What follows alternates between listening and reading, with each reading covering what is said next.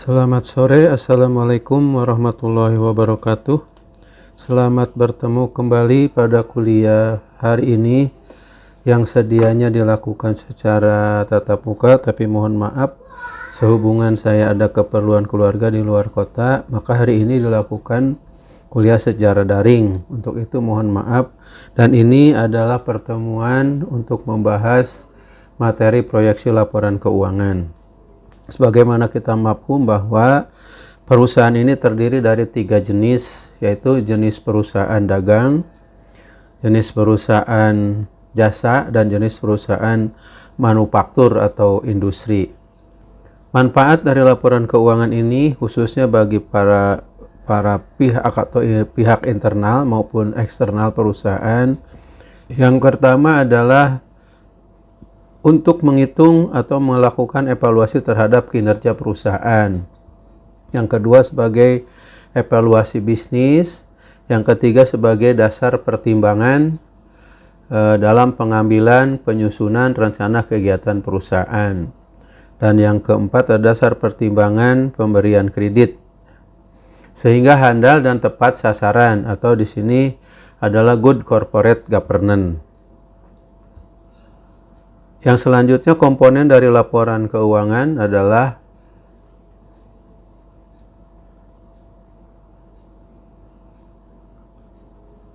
yang pertama adalah neraca, yang kedua adalah laporan laba rugi, yang ketiga laporan arus kas atau cash flow, yang keempat adalah laporan perubahan struktur modal. Apa perbedaan yang melandasi laporan keuangan? Ini terdiri dari tiga jenis perusahaan tadi, perusahaan manufaktur, perusahaan dagang, dan perusahaan jasa. Ini pasti berbeda dalam penyusunan laporan keuangannya. Laporan keuangan harus memiliki sifat yang satu relevan. Relevannya itu harus bisa diaplikasikan di mana bentuk usaha apa saja. Yang kedua harus transparan, ada keterbukaan di antara manajemen. Jadi jangan sampai ada kepentingan konflik of interest. Yang ketiga adalah dapat dipertanggungjawabkan kebenarannya atau responsibility. Yang keempat mudah dimengerti baik oleh intern maupun ekstern, dalam hal ini baik pajak, konsultan pajak, atau konsultan keuangan atau akuntan publik. Sehingga handal dan tepat sasaran atau good corporate governance. Penyajian laporan keuangan perlu dilakukan oleh audit, ya, perlu dilakukan audit. Auditor akan memberikan opini apakah laporan keuangan wajar atau belum. Artinya ada wajar tanpa pengecualian dan wajar dengan pengecualian. Audit juga mampu mendeteksi kesalahan saji baik sengaja maupun tidak disengaja yang membuat kerugian material. Dimensi waktu. Satu, ada jangka waktu pendek atau maksimum 1 tahun, dan jangka panjang. Yang panjang itu biasanya di atas 1 tahun. Satuan proyeksi biasanya diukur dengan unit atau bagian dalam organisasi. Yang kedua ada spesifikasi proyek. Yang ketiga ada total perusahaan atau total proyek. Keempat adalah laporan keuangan berikut analisis rasio sensitivitas. Juga didasarkan pada proyeksi. Satu, memperkirakan kejadian masa datang di saat ini, artinya diperencanakan. Diperkirakan itu merencanakan. Kedua, mengetahui data masa lalu, kondisi saat ini, dan masa yang akan datang. Yang ketiga, berdasarkan data masa lalu harus diingat bahwa masa mendatang kondisi akan terjadi belum tentu sama dengan hari ini atau dengan kondisi masa lalu. Skenario penyusunan proyeksi. Satu, berdasarkan kondisi buruk atau worst case. Yang kedua, kondisi normal atau normal case. Yang ketiga adalah kondisi terbaik atau best case.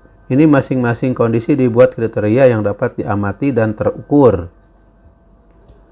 Yang selanjutnya ada proses penyusunan proyeksi. Satu, ada interaksi, yaitu kombinasi antara proposal investasi dengan pilihan pendanaan yang digunakan. Yang kedua, pilihan alternatif atau option, menentukan alternatif pilihan berdasarkan skenario yang telah ditentukan. Ketiga, mengenai kelayakan atau feasibility, dibuat dengan pertimbangan akal sehat sesuai kondisi perusahaan. Yang keempat, hindari kejutan atau avoiding surprise. Nobody plans to fail atau but many fail to plan. Artinya, jangan coba-coba kumaha engke, tapi harus engke kumaha, gitulah bahasa Sunda nama ya. Yang selanjutnya sumber data. Yang pertama dari laporan keuangan. Satu adalah neraca, kedua laporan laba rugi, ketiga arus kas atau cash flow. Keempat, catatan-catatan atas laporan keuangan baik perubahan kas atau perubahan struktur modal. Yang kedua, kondisi pasar secara umum. Apakah pasar internal, interlokal atau nasional, lokal atau internasional. Kondisi budaya, tradisi, asumsi-asumsi ini harus diperhitungkan juga. Yang keempat, kondisi makroekonomi, ada asumsi juga. Regulasi, ini kaitan dengan peraturan-peraturan baik pemerintah maupun perusahaan. Yang keenam, ada target perusahaan, target jangka pendek, target jangka panjang, secara spesifik harus dijelaskan. Proyeksi laporan keuangan.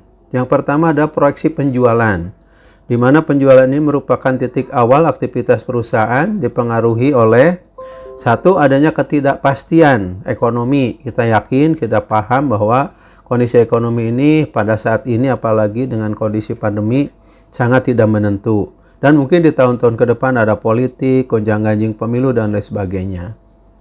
Yang kedua, pola konsumsi masyarakat yang terkadang berubah. Ini dengan naiknya pendapatan akan berubah pola konsumsi masyarakat, akan meningkatkan gaya hidup masyarakat, akan meningkatkan lifestyle masyarakat. Yang ketiga atau C, perkembangan teknologi. Nah, apalagi sekarang kita masuk di dunia digital, mau tidak mau segala sesuatu harus memahami digital atau teknologi informasi, harus menguasai IT. Yang keempat, perubahan regulasi. Di sini berkaitan dengan adanya ketentuan atau peraturan yang terkait dengan pelaksanaan kegiatan di pemerintahan maupun di perusahaan. Yang kedua, setiap perusahaan memiliki sensitivity atau kepekaan terhadap perubahan lingkungan. Yang selanjutnya ada proforma laporan keuangan tentang proyeksi. Biasa ini dasarnya atau data-datanya diambil dari neraca, laporan laba rugi, dari perubahan atau penambahan aset, dari penambahan dana untuk memenuhi target penjualan, dan penambahan aset lainnya. Kebutuhan aset, di sini harus menjelaskan tentang kebutuhan tambahan aset untuk apa, untuk modal tetap, untuk modal kerja, atau untuk investasi lain, harus jelas rencana kebutuhannya. Yang kedua, peningkatan penjualan, didukung peningkatan modal kerja. Harus jelas apakah menambah pasar, ekspansi pasar, menambah ekspansi wilayah pemasaran, atau menambah produksinya, dan sejenisnya. Harus jelas. Kebutuhan pendanaan. Kebutuhan pendanaan ini yang pertama atau A, memasukkan kebutuhan dana yang digunakan untuk mencapai pertumbuhan penjualan dan target laba yang ditetapkan. Yang kedua, kebijakan dividen dan struktur pendanaan. Perusahaan akan memengaruhi jumlah dana yang dibutuhkan. Yang ketiga adalah tambahan dana dapat diperoleh melalui utang atau pinjaman baik ke bank atau ke lembaga keuangan bukan bank. Langkah menyusun proforma balance sheet atau menyusun neraca proforma. Yang pertama, menentukan korelasi item-item dalam neraca terhadap penjualan. Harus dihitung dalam persentase. Yang kedua, kalikan persentase dengan proyeksi penjualan untuk mendapatkan nilai item dalam neraca pada tahun proyeksi. Yang ketiga, jika tidak terdapat korelasi antara korelasi dalam neraca dengan penjualan, maka nilai dalam neraca tahun sebelumnya dianggap sama dengan nilai proyeksi. Ini rumus untuk menghitung retained earning atau pendapatan di sini ya, pendapatan laba atau pendapatan penghasilan dari perusahaan. Ini rumusnya adalah persentase present retained earning ditambah projected net income dikurangi cash dividend dibagi project retained earning. Ini nanti akan kita lihat dengan contoh-contoh.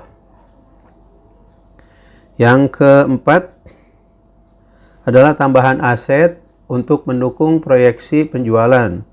Utang dan modal ditentukan dengan melihat perbedaan total aset. Yang kelima, jika perubahan modal telah ditetapkan, maka perusahaan dapat menghitung tambahan dana yang diperlukan dari kreditur.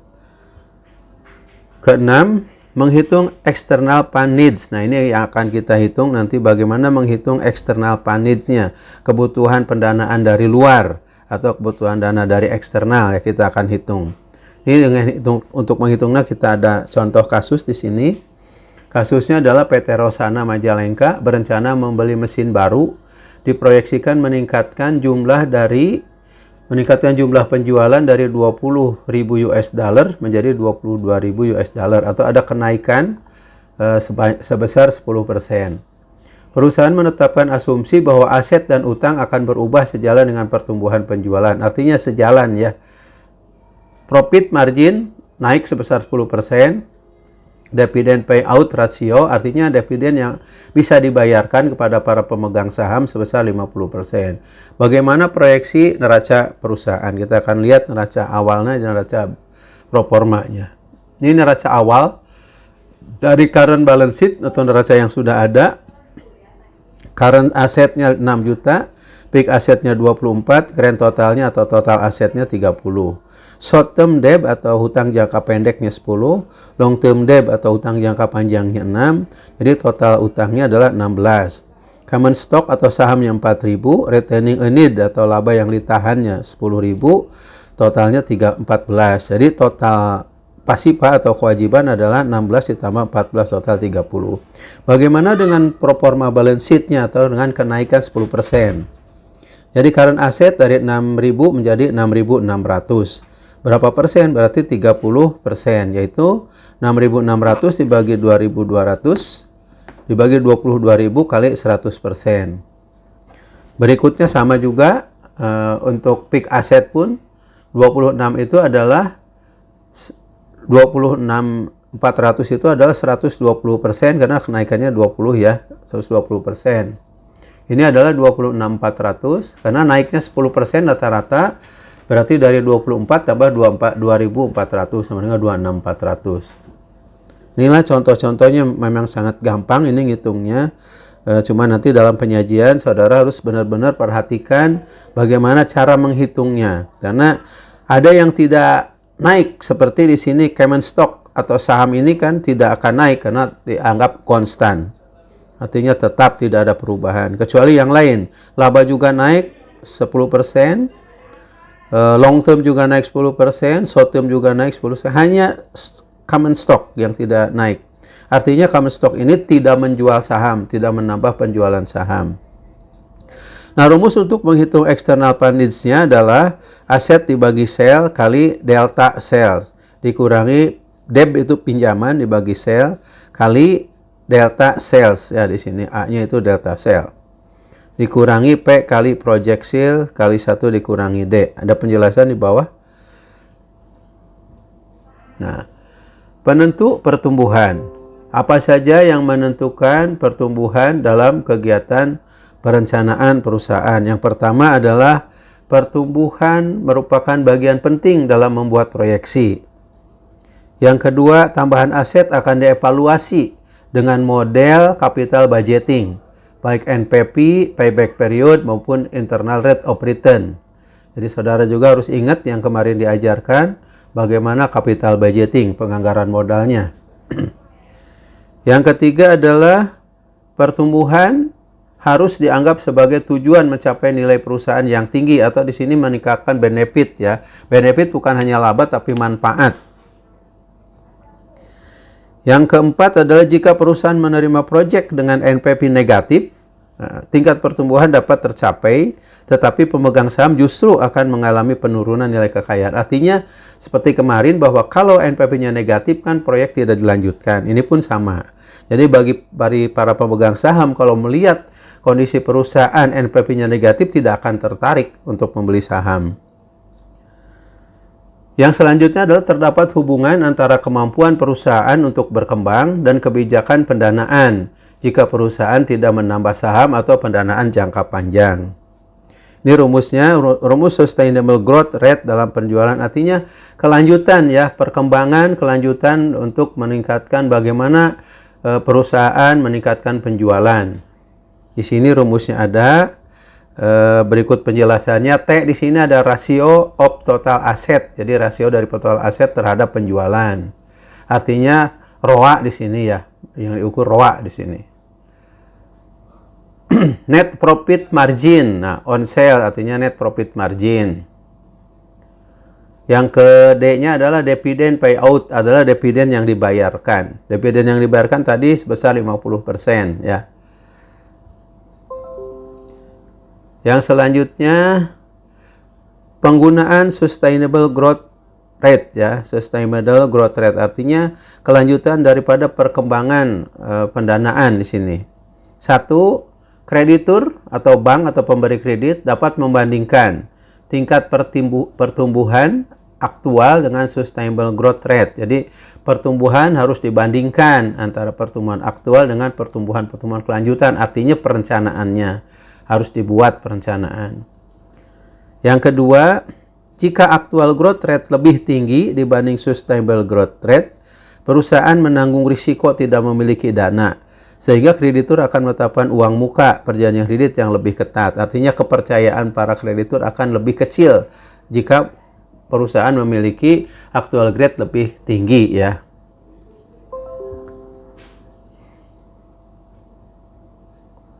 Yang selanjutnya, bagaimana meningkatkan sustainable growth rate? Satu, harus mengeluarkan saham baru untuk menambah modalnya. Yang kedua, meningkatkan utang kalau masih ada kreditur yang mempercayai dengan kondisi-kondisi tadi. Yang ketiga, mengurangi dividen payout, artinya dividen jangan dibagikan dulu kepada para pemegang saham, tapi dimasukkan pada modal, artinya menjual saham kepada para pemegang saham juga. Yang keempat, meningkatkan profit margin. Di sini harus meningkatkan portofolio laba kotornya atau laba bersihnya harus dihitung. Yang kelima, mengurangi rasio kebutuhan aset atau meningkatkan efisiensi. Di sini tujuannya meningkatkan efisiensi. Nah, ada kelemahan dari model proyeksi keuangan. Yang pertama adalah tidak mengindikasikan kebijakan keuangan, hanya menggambarkan alternatif kondisi. Betul di sini karena tidak mengindikasikan. Yang kedua, simplikasi dari keadaan sebenarnya padahal dapat berubah secara tidak terduga. Namanya juga perencanaan kan ini ya. Yang ketiga, tanpa perencanaan jangka pendek, padahal perencanaan keuangan harus diterjemahkan dalam detail anggaran keuangan dan operasi. Yang selanjutnya ada model proyeksi. Satu, proyeksi penjualan merupakan contoh proyeksi sederhana. Yang kedua, perusahaan dapat membuat proyeksi dengan memperhatikan A. Target daripada rasio-rasio keuangan. Rasio keuangan itu ada rasio likuiditas, solvabilitas, rentabilitas atau profitabilitas, dan aktivitas. Jadi 4 rasio ini yang akan diurai nanti, ada current ratio, ada quick ratio, dan seterusnya. Ini akan dibahas pada pertemuan tatap muka berikutnya. Tapi mungkin di semester sebelumnya sudah dibahas, cuman kita pada umumnya suka lupa ya IRR, ingat remeng-remeng. Yang B, memperhatikan kapasitas sumber daya. Bisa sumber daya alam, bisa sumber daya manusia. Di sini harus perhatikan dua sisi. Jadi sisi sumber daya alamnya dilihat, bagaimana produktivitas kita dengan kondisi alam yang ada, bagaimana sumber daya manusia, baik skillnya maupun kondisi-kondisi lain yang mendukung sumber daya manusia. Apakah latar belakang pendidikan, pengetahuan teknologi, dan sebagainya juga harus menjadi pertimbangan perusahaan. Yang C, sebagian item keuangan memiliki hubungan linear dengan penjualan. Jelas di sini harus ada korelasi. Harus ada korelasi antara item keuangan dengan penjualannya.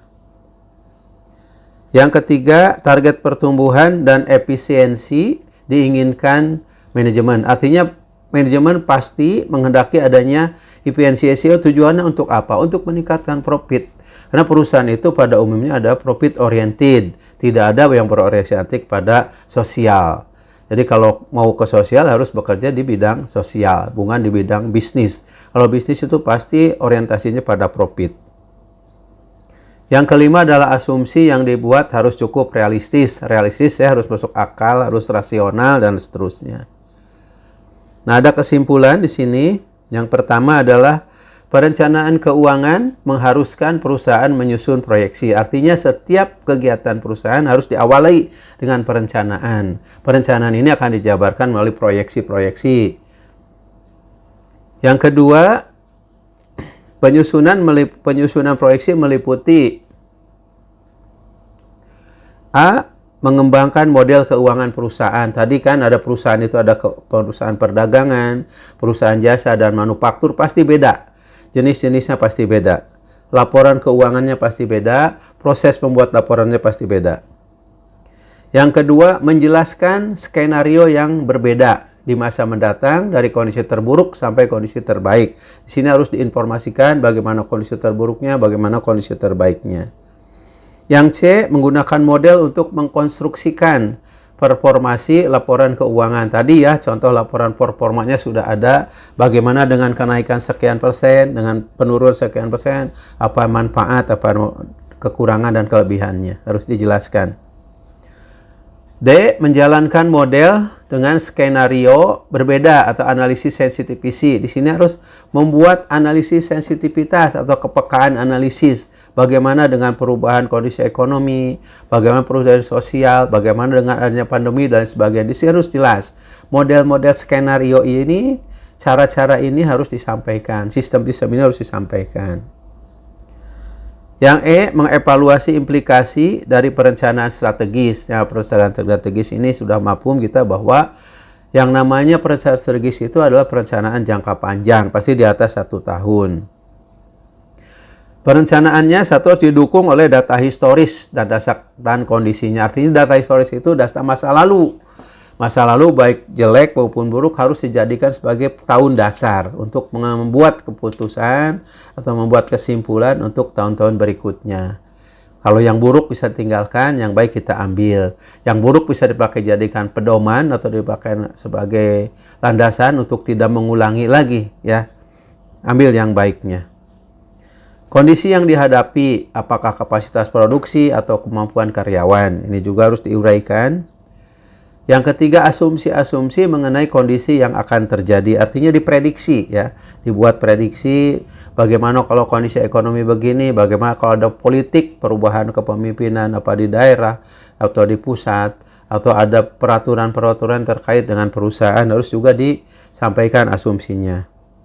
Yang keempat, kondisi pasar. Pasar, di sini ada perekonomian, ada keamanan, politik, dan sosial budaya. Termasuk bagaimana kondisi pasar, bagaimana kalau kita masih ke pasar persaingan sempurna, pasar monopoli, pasar oligopoli, atau pasar monopolistik. Nah, ini pasar-pasar ini sebetulnya nanti akan lebih jelas dibahas di semester 7. Tapi paling tidak saudara sudah mengenal di semester-semester sebelumnya. Nah, bagaimana dengan perekonomian Indonesia saat ini? Bagaimana keamanannya? Bagaimana politik dan sosial budayanya? Ini juga akan berpengaruh terhadap kegiatan usaha, ya, bagi perusahaan. Nah, asumsi-asumsi apa yang harus disampaikan? Yang pertama, asumsi ini satu adalah diperlukan dalam penyusunan proyeksi laporan keuangan, karena asumsi merupakan kondisi prasyarat suatu proyeksi. Artinya dengan asumsi ini bukan untuk keterangan saja, tapi paling tidak menjelaskan bagaimana kalau tercapai, bagaimana kalau tidak tercapai, artinya sudah diasumsikan. Yang kedua, tanpa asumsi, maka suatu proyeksi sulit dibuat karena terlalu banyak kemungkinan yang dapat muncul. Artinya kalau tidak dibuat tanpa asumsi, ini harus jelas. Berarti kita harus yakin benar-benar tidak ada asumsi, itu artinya sudah positif atau optimis 100%. Yang ketiga, menetapkan suatu kondisi. Ya, di sini bagaimana menetapkan kondisi yang akan datang, kita harus merencanakan. Yang selanjutnya adalah kegunaan daripada asumsi. Satu, untuk memudahkan penyusunan proyeksi atau anggaran. Kedua, dapat dijadikan sebagai alasan atau suatu proyeksi pada suatu anggaran. Ketiga, sebagai sinyal diperlukannya perubahan atas anggaran yang telah dibuat. Keempat, analisis sensitivitas dengan melakukan perubahan dari asumsi. Bagaimana menetapkan asumsi? Satu, analisis data historis. Data historis itu data masa lalu, ya. Harus digunakan. Apakah mau naik berapa persen dari data lalu? Misalnya kemarin rugi, sekarang harus naik, berarti harus 100% lebih. Yang kedua, sumber informasi yang terpercaya. Artinya sumber informasi ini bisa diperoleh dari, misalnya kalau kita ingin yakin, datang ke Biro Pusat Statistik. Atau kita datang ke daerah-daerah atau ke kantor-kantor yang dapat dipercaya mengenai informasi keuangannya, atau data penduduknya, atau data industrinya. Biasa di daerah-daerah itu ada. Di kantor kecamatan ada, di desa ada. Atau yang jelas secara nasional atau secara regional itu ada di kantor statistik di kabupatennya masing-masing. Yang ketiga, mendasarkan pada perekonomian global. Nah, ini sekarang masuk ke dunia global, atau kalau di Asia itu kan ada MEA ya. Di ASEAN itu ada MEA, Masyarakat Ekonomi ASEAN. Artinya sini tidak ada jarak antara daerah satu dengan daerah lain atau negara satu dengan negara lain. Ini dengan globalisasi baik ekonomi maupun teknologi juga sudah sangat mempengaruhi terhadap kegiatan dunia usaha. Yang keempat, meminta seorang ahli untuk penetapan asumsi. Artinya ditetapkan, minta para pakar, para ahli, bagaimana responnya atau asumsinya, bagaimana mungkin ada petuah ya, ada saran atau ada pendapat, ada nasihat untuk perkembangan ke depan. Biasanya para ahli itu sudah punya catatan-catatan penting untuk kegiatan-kegiatan di masa yang akan datang. Yang selanjutnya adalah jenis asumsi berdasarkan satu sumber eksternal. Jadi sumber eksternal ini yang pertama adalah dari lingkungan ekonomi, karena kita membahas dalam kegiatan perusahaan, titik berat kita pada lingkungan ekonomi. Nah, apa saja ekonominya kita akan bahas di pertemuan-pertemuan berikut. Yang kedua, persaingan dalam industri. Jelaslah persaingan ini merupakan hal yang tidak bisa dihindari ya, persaingan ini baik dalam dunia usaha, perdagangan, jasa ataupun manufaktur. Yang ketiga adalah konsumen masyarakat, konsumsi masyarakat dan pertumbuhan penduduk. Nah, harus dilihat peta demografinya penduduk, apakah kenaikan penduduk sejalan dengan kenaikan kebutuhan ekonominya. Jadi ada laju pertumbuhan penduduk dan laju pertumbuhan ekonomi. Juga saudara bisa melihat di kantor Biro Pusat Statistik. Atau nanya di desa, di daerah, biasanya ada badan yang ada di masing-masing tuh inflasi ya, badan inflasi di daerah masing-masing. Yang selanjutnya adalah kebijakan pemerintah. Nah, ini ada regulasi kebijakan pemerintah, apakah bidang pajak, bidang energi, bidang sumber daya, bidang ketenaga kerjaan dan sebagainya. Ini juga harus menjadi patokan sebagai asumsi dalam menjalankan kegiatan perusahaan. Yang kelima adalah perubahan teknologi. Teknologi ini saat ini mungkin memegang peranan penting ya. Di dalam dunia digital ini, teknologi ini paling penting. Apalagi sekarang mayoritas kegiatan usaha ini didominasi oleh tingginya teknologi. Jika teknologi yang akan menguasai lini perusahaan, mungkin akan banyak manusia-manusia yang tidak memiliki keahlian atau skill akan nganggur. Contoh seperti pabrik rokok. Ini kan banyaknya sekarang menggunakan sistem manusia ya, menggunakan tradisional, melinting. Sedikit banyak sekarang udah mulai melinting dengan mesin. Artinya nanti sedikit banyak akan berkurang tenaga manusia yang melinting rokok. Contoh di perbankan yang paling nyata ya, di perbankan itu dulu ada teller, ada CS. Sekarang teller CS karena udah ada ATM setor, ada ATM narik, udah mulai dikurangi orang-orang yang ada di frontliner. Dipindah ke bagian marketing. Marketing sudah berubah lagi ke marketing digital. Harus mereka yang memahami digital, memahami teknologi digital. Jadi bagi mereka yang tidak memiliki nilai tambah, keahlian di bidang teknologi, yang akan tersisih di dalam dunianya. Baik di industri jasa maupun di industri manufaktur atau di industri perdagangan. Nah, ini makanya saya nitip kepada mahasiswa. Jadi karena saudara ruang lingkup di bidang ekonomi, tolong ilmunya ditambah dengan teknologi. Kalau bahasa Inggris itu kan jarang merupakan prasyarat, tapi teknologi ini sekarang karena masuk di dunia digital, teknologi sangat dibutuhkan. Artinya apa? Memahami teknologi-teknologi digital, industri-industri yang terkait dengan digital. Minimal belajar di komputer. Jadi yang harus dipahami betul sekarang adalah menguasai teknologi-teknologi di komputer. Karena segala sesuatu sudah computerized. Saudara mungkin sudah imane ya, belanja apapun tidak pakai uang, tapi cukup bisa digesek. Ini artinya sudah mengurangi tenaga manusia ya, yang harus ngitung uang dan sebagainya. Sekarang sudah cukup digesek saja. Atau ada yang dengan ATM atau dengan transfer tanpa menggunakan orang dan sebagainya. Ini teknologi-teknologi ini adalah dibutuhkan untuk orang-orang yang memiliki kemampuan skill di bidang teknologi. Dan orang-orang yang gaptek mungkin zaman saya ini harus sedikit banyak menyadari.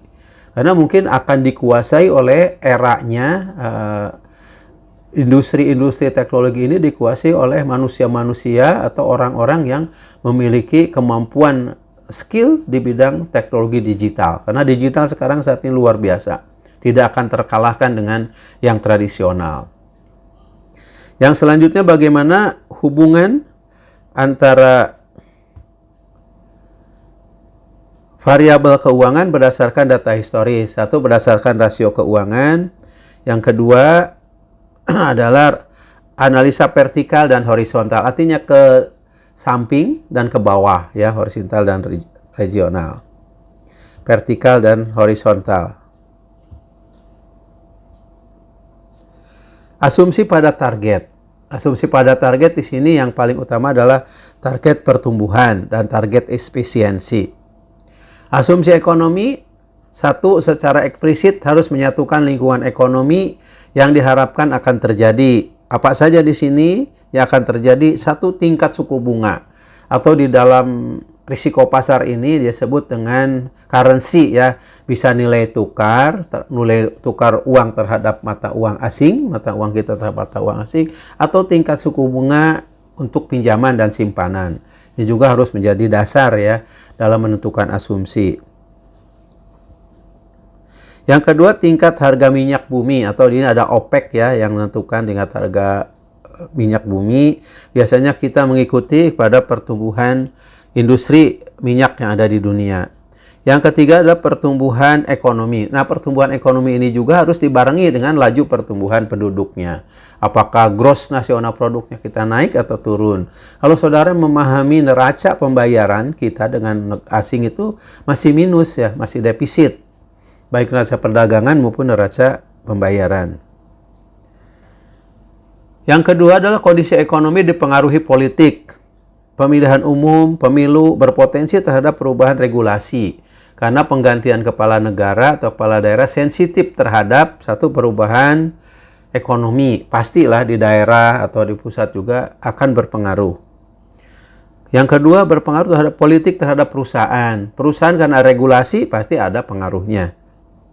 Apakah terhadap pajak atau upah dan lain sebagainya. Apalagi dengan sekarang kan ada ketentuan UMK. Pertumbuhan ekonomi mempengaruhi pertumbuhan pendapatan dan konsumsi masyarakat karena industri memiliki koefisien korelasi berbeda dengan pertumbuhan ekonomi. Kebijakan pemerintah akan menentukan pertumbuhan pada sektor industri tertentu sehingga perusahaan harus mengantisipasi perubahan kebijakan pemerintah yang terjadi pergantian pimpinan daerah karena akan merubah orientasi perusahaan. Itu barangkali hal-hal yang bisa saya sampaikan pada kesempatan sore ini. Mudah-mudahan tidak mengurangi makna dari pertemuan yang harusnya tatap muka. Saya sampaikan dengan daring. Nah, untuk memahami dari materi yang disampaikan, saudara nanti ada tugas untuk dibuat secara kelompok. Jadi di sini, karena tadi dibahas ada 3 jenis perusahaan. Ada perusahaan perdagangan, ada perusahaan jasa atau dunia usaha keuangan, ada industri manufaktur. Nah, jadi 3 usaha ini saudara harus membuat tugas kelompok ya. Nanti dibuat perencanaan penganggarannya. Dari mulai latar belakang perusahaannya apa, didirikan tahun berapa, milik siapa, para pemegang sahamnya siapa, usahanya di bidang apa, di daerah mana, seterusnya. Jadi nanti yang harus digambarkan adalah harus membuat perencanaan tahun sebelumnya, tahun lalu, tahun hari ini, dan tahun yang akan datang. Minimal 3 tahun lah. Tahun yang lalu, tahun hari ini, jadi harus dibandingkan. Jadi saudara minimal harus memiliki 2 tahun keuangan ya, 2 tahun laporan publikasi keuangan. Tahun kemarin, tahun hari ini, dan tahun yang akan datang. Artinya tahun yang akan datang itu merupakan perencanaan untuk perusahaan. Jadi nanti perusahaan akan berbeda. perusahaan perdagangan, perusahaan jasa, dan perusahaan industri. Ini sangat berbeda nanti membuat laporannya. Yang paling utama adalah saudara harus membuat laporan keuangan tadi. 1 neraca, 2 laporan laba rugi, ketiga arus kasnya harus dihitung, keempat laporan perubahan struktur modal. 4 itu yang harus saudara buat ya. Minimal ada gambaran-gambaran sebelumnya sebagai pembuka, ya tadi di latar belakang, yaitu perusahaannya apa namanya, bidang usahanya apa, milik siapa, pemegang sahamnya siapa, usahanya apa, di mana, dan seterusnya. Nah ini yang harus saudara buat di dalam, diketik nanti ya. Jadi syaratnya kelompok minimal berjumlah mahasiswa kelas dibagi 3 judul. Artinya kalau 50 orang berarti satu kelompok ada 15 orang. Tapi yang aktif kan hanya 20 sekian dari 50 itu. Jadi mahasiswa yang tidak pernah hadir dan belum memiliki e-book untuk sementara tidak usah turut serta. Ya ada keterangan di sini. Yang kedua, dibuat dalam kertas HPS 70 gram A4 dan ditandatangani oleh ketua dan anggota kelompok serta mencantumkan NPM masing-masing, nomor pokok mahasiswanya. Yang ketiga, setiap perusahaan minimal memiliki 3 departemen ya, ada departemen misalnya ada bagian keuangan, bagian penjualan atau bagian personalia dan sebagainya, bisa saja ya. Kan kalau perusahaan pasti banyak departemen-departemennya. Yang keempat, data yang disajikan minimal 2 tahun, tadi sudah disampaikan ya, tahun kemarin dan tahun hari ini, dan untuk dihitung tahun yang akan datang mau naiknya berapa persen. Yang kelima, tidak boleh menyajikan usaha yang sama dalam satu sektor. Artinya, kalau sudah ada yang ngambil perdagangan, udah jangan ngambil perdagangan lagi. Jadi harus 3 ini, perdagangan, jasa, dan industri manufaktur.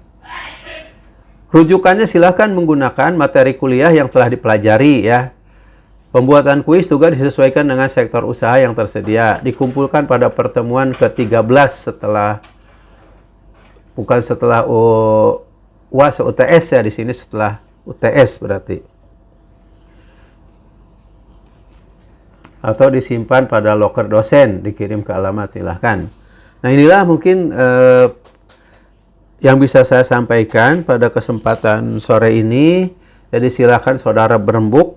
Yang paling utama gambaran data keuangan, silahkan disajikan mau dalam ribuan penuh boleh, baru dalam jutaan boleh, mau dalam miliaran silahkan. Yang penting saudara harus menjanjikan minimal 2 tahun yang ada dan untuk dibuat perencanaan 1 tahun ke depan. Terima kasih atas segala perhatian. Mohon maaf atas segala kekurangan. Walakum minkum. Wassalamualaikum warahmatullahi wabarakatuh.